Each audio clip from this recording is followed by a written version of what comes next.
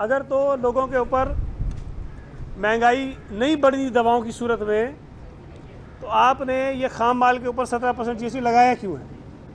इसको नहीं लगना चाहिए था, जो दलील ये खुद पेश करते हैं। मैं ये समझता हूँ कि ये फिर एक मरतबा आवाम को धोखा देने की कोशिश है। दवाइयाँ जो इस नालायक हुकूमत के दौर में पहले ही कई 100% बढ़ चुकी हैं। कई दवाइयाँ 200% महंगी हुई हैं, कई दवाइयाँ 500% महंगी हुई हैं। और वो लोग जिनको बेचारों को मुस्तकिल दवाइयाँ इस्तेमाल करनी होती हैं, लोगों ने दवाइयाँ लेना छोड़ दी हैं, इसलिए कि वो अफोर्ड नहीं कर सकते।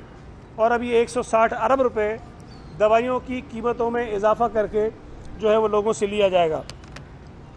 ये बड़े दावे करते हैं जब हम इसे पूछते हैं कि आपका जो करंट डेफिसिट है वो क्यों बढ़ता जा रहा है, तो ये कहते हैं मुल्क में तरक्की हो रही है, इसलिए कि मशीनरी बाहर से आ रही है, नई नई इंडस्ट्रीज लग रही हैं, इसलिए जो है वो करंट डेफिसिट जो है उसमें इजाफा हो रहा है, इंपोर्ट्स बढ़ती जा रही हैं। अब इन्होंने जो इंडस्ट्रियल इक्विपमेंट है उसके ऊपर 112 अरब रुपए जो है उसके नए टैक्सेस लगा दिए। इनकी दलील है कि जी मशीनरी आ रही है, तो कह रहे हैं नहीं कम लाओ, इसलिए कि भाई बहुत हो गया, बस अब तरक्की नहीं चाहिए हमें मुल्क के अंदर। जो तरक्की ये करना चाह रहे हैं उस तरक्की को ये रोकने की तरफ जा रहे हैं। बिजली महंगी हुई है, गैस महंगी हुई है, डॉलर की कीमत आसमान पे चली गई है, चीनी महंगी हो गई है बहुत ज़्यादा, मतलब पाकिस्तान की तारीख में कभी नहीं हुई। आटा महंगा हुआ है,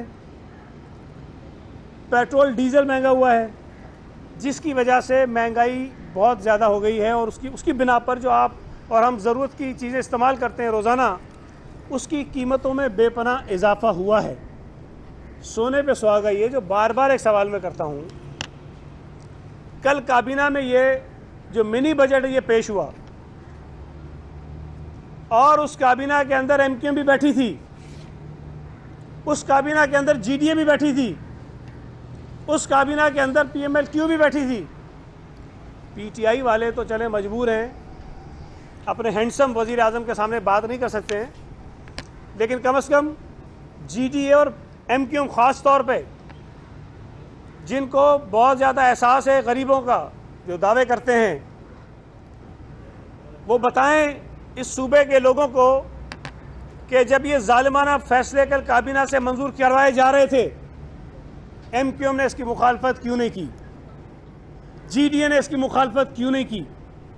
और अब ये ड्रामा करेंगे असम्बली के अंदर थोड़ा बहुत, और सुना है वो जो फ़ोन कॉल्स के ऊपर विदहोल्डिंग टैक्स था 10%, जिसको उन्होंने 15% कर दिया है, उस पर इनके पेट में थोड़ा मोड़ उठा, नहीं जी ये तो बहुत ज़्यादा है, दवाइयाँ भले महंगी कर दो, मशीनरी जो आ रही है वो भले महंगी कर दो, पेट्रोल महंगा होता रहे, गैस लोगों को ना मिले, डॉलर महंगा होता रहे, आटा महंगा होता रहे, चीनी महंगी होती रहे, हमारे मुंह से लफ्ज़ नहीं निकलेगा।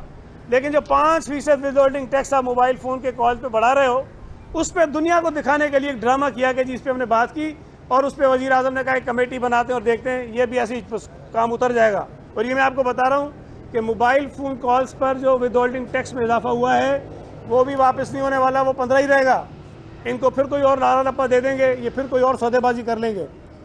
MQM रोज़ाना या तमाशे करती है, GDA रोज़ाना या तमाशे करती है, लेकिन जो अवामी इशूज़ हैं, अवाम के मसाइल हैं, महंगाई होती जा रही है, गैस मुयसर नहीं है, उस पर इनके मुंह से एक लफ्ज़ नहीं निकलता।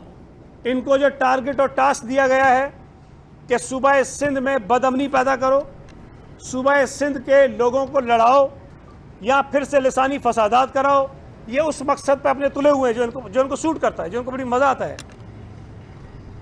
वसीम अख्तर साहब का इत्तफाक से वो है तो 4-6 दिन पुराना, मैंने कल देखा थोड़ा सा क्लिप, वो इन्होंने कोई पता नहीं कॉन्फ्रेंस PTI की थी, MQM की। वसीम अख्तर कह रहे हम तो बड़े शरीफ लोग हैं। अब मैंने कहा किसको बता रहे कि ये शरीफ लोग हैं?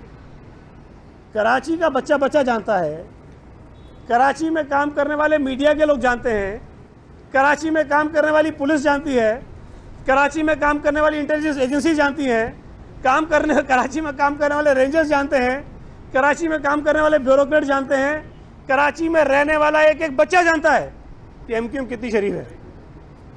वो अलग बात है कि वज़ीर आज़म ने इनको नफीस कह के इनको सर्टिफिकेट दे दिया, लेकिन MQM की शराफत के जो ढोल हैं वो तो लंदन में भी बज रहे हैं कि माशाल्लाह इनकी शराफत की वजह से बहुत तरक्की की है इस मुल्क ने और शहर ने, और इस शहर में जो हज़ारों बेगुनाह लोग बेचारे कत्ल हुए हैं वो एमक्यूएम की शराफत की तो भीड़ चढ़े। अब इन्होंने नया नाम दे दिया बदमाशी को, दादागर्दी को, दादागिरी को, दहशतगर्दी को, शराफत। मुझे इतनी मासूमियत से, हम तो बड़े शरीफ लोग हैं, हम तो बड़े शरीफ लोग हैं। अब मतलब मुझे समझ नहीं आ रही कि ये शराफत का सर्टिफिकेट जो है इनको किसने दिया है। अच्छा, ये जो कल इन्होंने मिनी बजट पेश किया, मैं वापस पे आ जाता हूँ, इसमें इलेक्ट्रिक व्हीकल्स जो आती हैं उनके ऊपर भी टैक्स बढ़ा दिया गया। और दलील क्या दी, कहने लगे कि चूंकि ये ज़्यादा इंपोर्ट हो रही हैं और वो लोग मंगा रहे हैं जिनके पास पैसा है, इसलिए इसके ऊपर हमें थोड़ा सा टैक्स बढ़ा देना चाहिए। मैं आपको याद कराता हूँ, गालिबन इसी बजट में या पिछले बजट में इन्होंने इलेक्ट्रिक व्हीकल के ऊपर टैक्स बहुत कम कर दिया था। अच्छा, उस वक्त हम कह रहे थे, मुझे समझ नहीं आ रही, एक गाड़ी है बहुत हमें आजकल नज़र आनी शुरू हो गई है, इलेक्ट्रिक व्हीकल है, उसकी कीमत कोई 2 करोड़ है।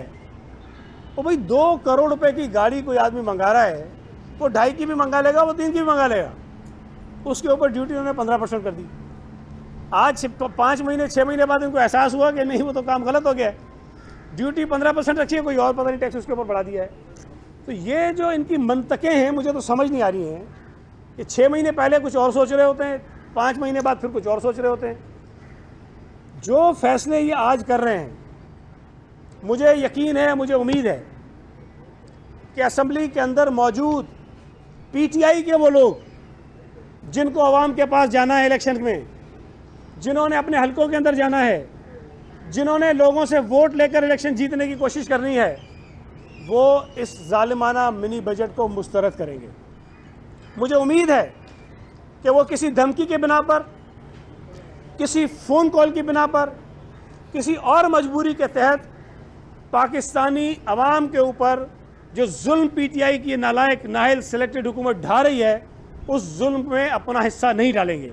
एमक्यूएम से मुझे कोई तवक्को नहीं है, जीडीए से मुझे कोई तवक्को नहीं है, लेकिन मैं ये समझता हूँ कि पीटीआई के अंदर कोई 10, 15, 20, 25 लोग ऐसे ज़रूर होंगे जो इस बजट को मुस्तरद करेंगे, इसलिए कि इमरान खान की नालायकी और नाअहली की जो बोझ है वो अपने कांधों पे उठाकर अगर आवाम में जा सकते हैं तो जाएं, पर मैं नहीं समझता कि कोई सियासी आदमी इस जालिमाना बजट में अपना हिस्सा डाल सकता है।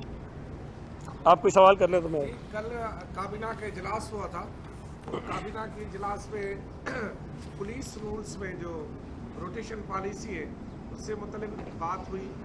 और दूसरा ये कि कल ये सुनने में आया कि जो सर्च कमेटी है वाइस चांसलर्स की, उसका सरबराह जो है वो एक यूनिवर्सिटी के वाइस चांसलर जनाब मोतबर डॉक्टर आसिम हुसैन को बनाने का फैसला हुआ है। इस बारे में आप कुछ कहेंगे? देखिए, पहली बात तो जो आपने पुलिस के हवाले से कही, वो रोटेशन पॉलिसी के हवाले से कुछ नहीं है। आइन और कानून को सामने रखकर, और हमारा जो पुलिस ऑर्डर है नया, जो हमने शायद 2 साल पहले असेंबली ने मंजूर किया था, उस कानून को सामने रखते हुए सूबाई सतह पर एक पुलिस का काडर बनाने की बात की गई। आज मैं एक आध अखबार में देख रहा था, उसमें लिखा है कि मंजूर कर दिया, वो मंजूर नहीं हुआ है अभी। काबीना ने उस पर बात ज़रूर की, तफसील से बात की, और फिर उसके बाद एक बड़ी कमेटी बनाई और उस कमेटी को ये जिम्मेदारी दी कि आप तमाम आइनी और कानूनी पहलुओं को सामने रखकर काबीना के सामने अपनी रिपोर्ट पेश करें कि क्या कोई सूबाई हुकूमत इस तरह से काम कर सकती है, अगर कर सकती है तो उसका क्या तरीक़ाकार होना चाहिए। तो अभी वो मंजूर नहीं हुआ, कमेटी को भेज दिया गया है। दूसरी बात जो आपने कही, उसमें जो सर्च कमेटी कॉन्स्टिट्यूट करने की या जो कानून बनाया जा रहा है, एक चीज़ आपको बुनियादी चीज़ बताऊँ। देखिए, इस वक्त जो कानून है, इस वक्त जब मैं आपसे खड़े होकर बात कर रहा हूँ, उस कानून के तहत चीफ मिनिस्टर का ये इख्तियार है कि वो किसी भी यूनिवर्सिटी के वाइस चांसलर को लगा दें।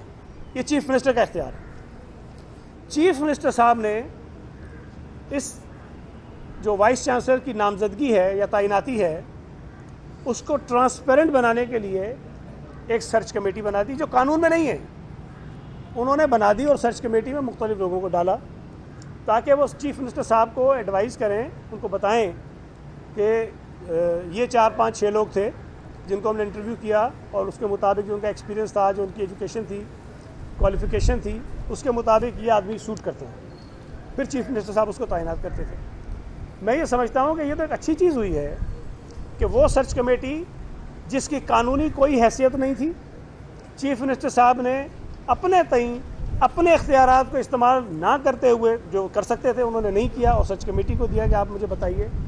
उस सर्च कमेटी को एक कानूनी हैसियत